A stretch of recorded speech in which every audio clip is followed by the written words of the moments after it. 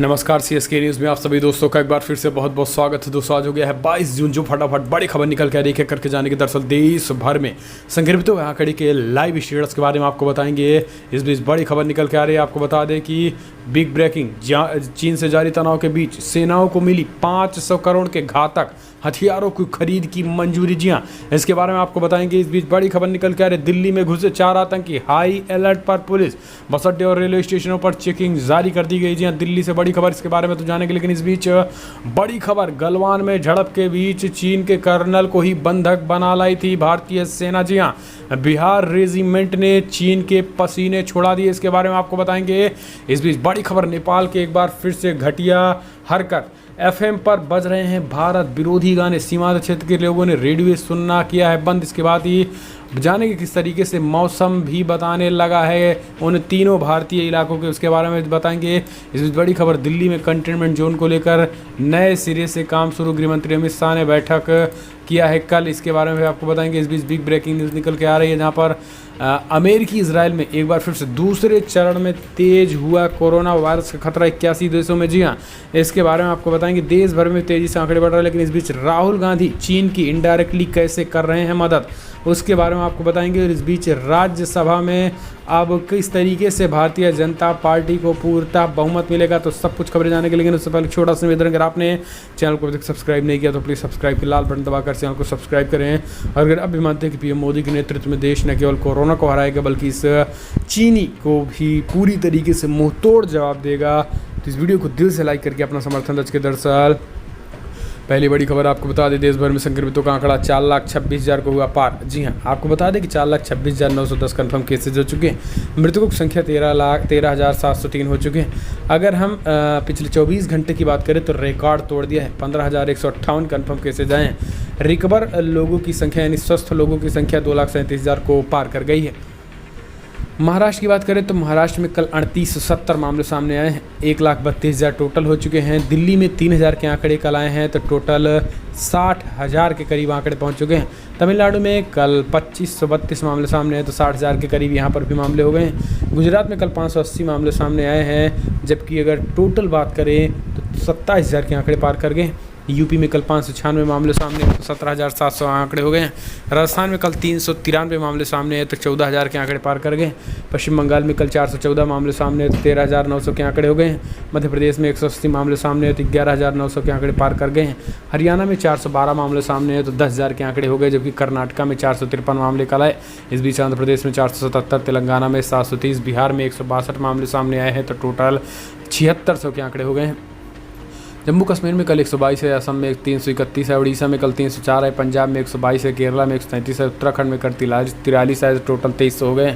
छत्तीसगढ़ में कल 139 है, टोटल 22 हो गए। झारखंड में 65 है, टोटल 2,000 के आंकड़े पार कर गए। तो ये राज्य दर राज्य आंकड़े हैं। फिलहाल हम चलते हैं अगली बड़ी खबर, आपको बता दें कि चीन से तनाव के बीच सेनाओं को मिली 500 करोड़ के घातक हथियारों की खरीद को मंजूरी। जी हाँ, आपको बता दें कि पूर्वी लद्दाख में चीनी सेना से जारी तनाव के बीच सरकार ने तीनों सेनाओं को घातक हथियार और गोला बारूद की खरीद के लिए 500 करोड़ रुपए के आपात फंड की मंजूरी दे दी है।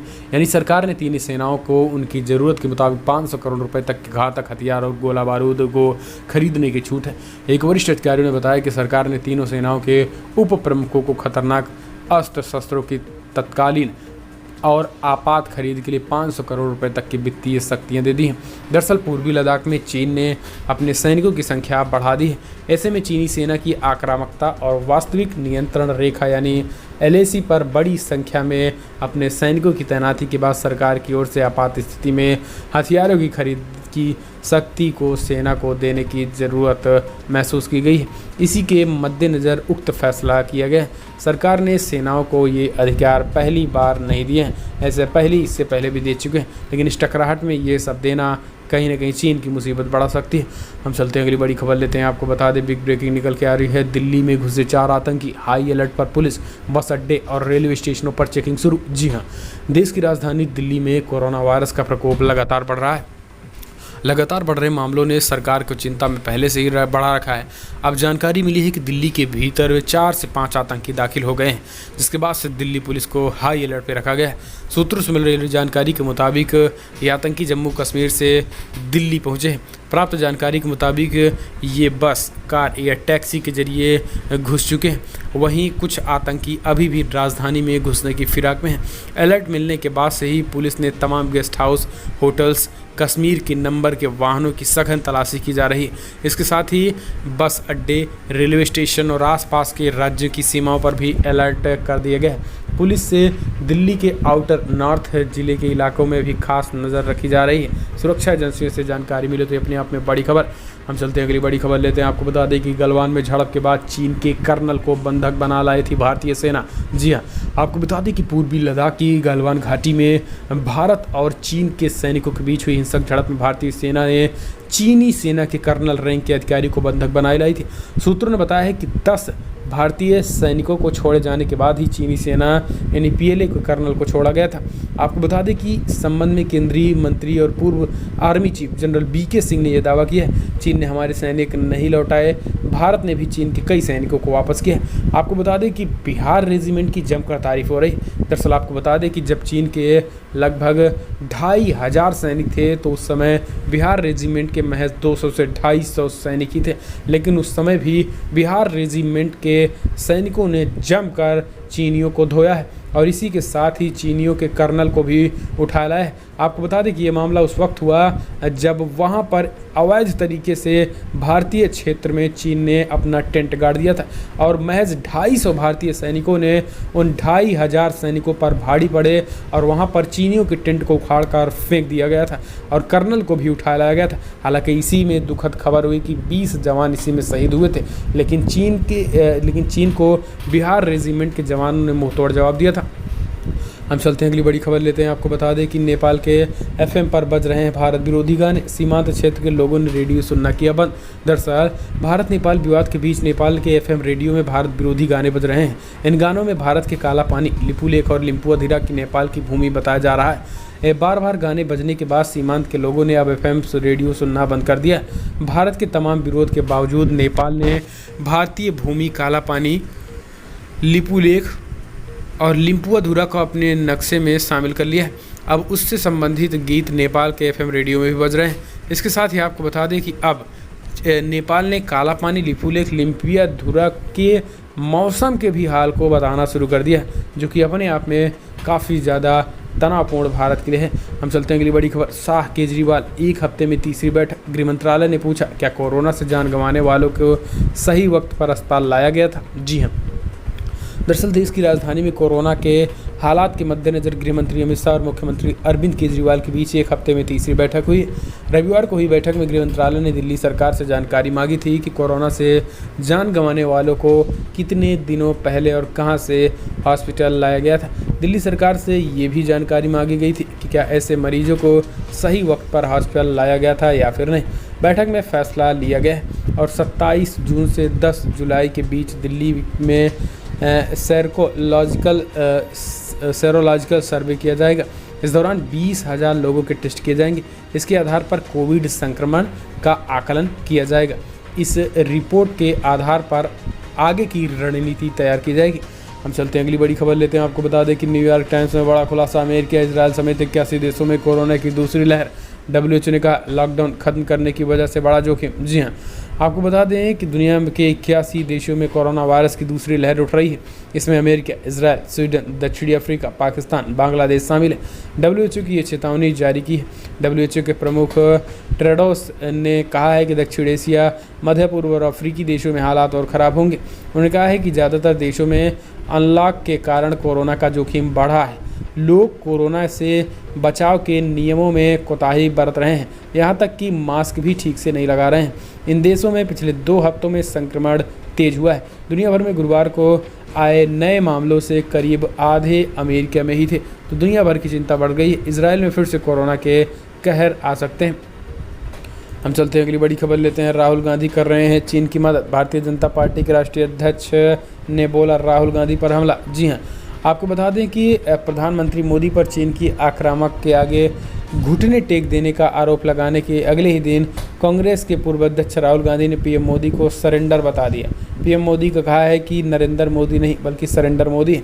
जबकि अब इसी ट्वीट पर राहुल गांधी की जमकर आलोचना भी हो रही है और जमकर इनकी मजा भी उड़ाया जा रहा है, क्योंकि पहले तो स्पेलिंग सही नहीं है और दूसरा राहुल गांधी लगातार चीन के सुर में सुर मिला रहे हैं। चीन की जो भी बात कह रहा है, वहाँ की बात जो कह रहा है वही विपक्ष भी कह रहा है। ऐसे में राहुल गांधी पूरी तरीके से अब मीडिया के ही नहीं बल्कि आम जनमानस के भी निशाने पर आ गए। ऐसे में राहुल गांधी अब पूरी तरीके से फिर भी अपनी आदतों में सुधार नहीं लाते दिख रहे हैं। हम चलते हैं अगली बड़ी खबर। राज्यसभा में और भी ताकतवर हुई बीजेपी, लेकिन बिल पास कराने के लिए इन पार्टियों की पड़ेगी ज़रूरत। जी हाँ, आपको बता दें कि राजस्थान में बीजेपी अब पहले के मुकाबले भी ज़्यादा ताकतवर हो गई।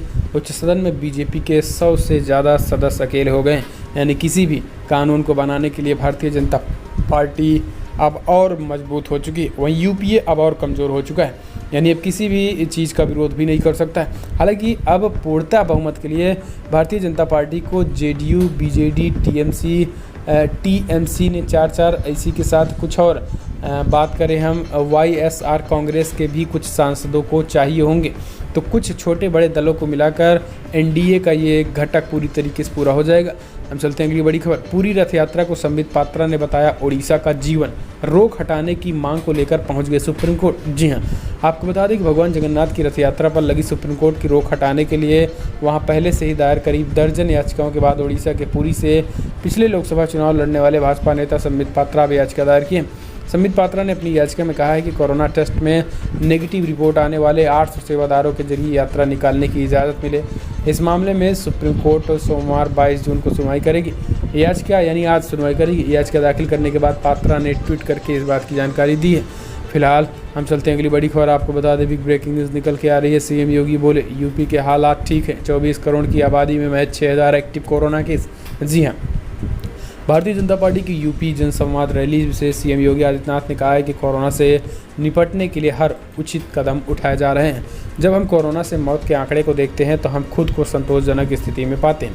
वर्चुअल रैली में सीएम योगी ने कहा कि लगभग करीब 24 करोड़ आबादी वाले राज्य में अगर एक्टिव केसेस की बात करें तो महज 6000 केस एक्टिव हैं, जो कि दर्शाता है कि अन्य राज्यों के मुकाबले यूपी में हालात फिर भी ठीक हैं। और अगर आप भी मानते हैं कि सीएम योगी के नेतृत्व में यूपी में फिर भी कोरोना के वाकई में हालात सही हैं तो इस वीडियो को दिल से लाइक कीजिएगा। हम चलते हैं अगली बड़ी खबर। बिहार में रिया चक्रवर्ती पर केस दर्ज, सुशांत को आत्महत्या के लिए उकसाने का लगा आरोप। जी हाँ, आपको बता दें कि एक्टर सुशांत सिंह राजपूत के निधन के बाद पुलिस ने इस मामले पर अपनी कार्रवाई तेज कर दी है। पुलिस पता लगाने की कोशिश कर रही है कि ऐसा क्या हुआ कि सुशांत ने सुसाइड करने का फैसला किया। इस बीच एक्ट्रेस रिया चक्रवर्ती के लिए एक बुरी खबर सामने आई है।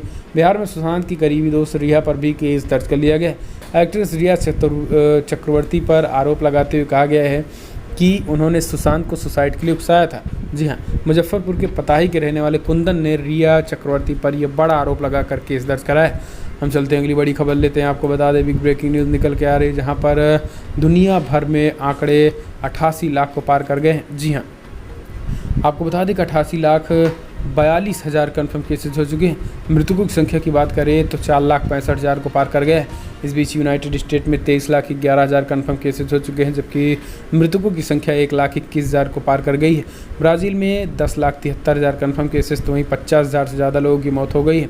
रसिया में 5,84,000 कन्फर्म केसेस तो वहीं 8100 के करीब लोगों की मौत हो गई। इस बीच इंडिया में 4,15,000 के आंकड़े को पार कर गया है, तो वहीं 13,000 से ज़्यादा लोगों की मौत भी हो गई। ये भारत का आंकड़ा है।